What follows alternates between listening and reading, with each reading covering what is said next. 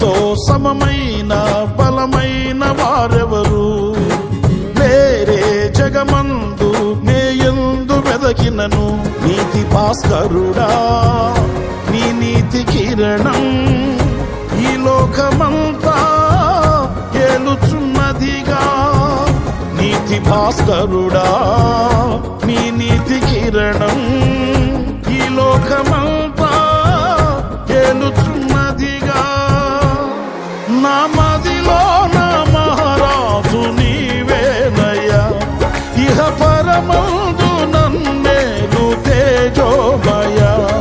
నీ నామం కీర్తించి ఆరాధింతును, నీ నామం కీర్తించి ఆరాధింతును. నీకేగా నా స్తుతి మాలిక, నీ కొరకే ఈ ఘన వేదిక.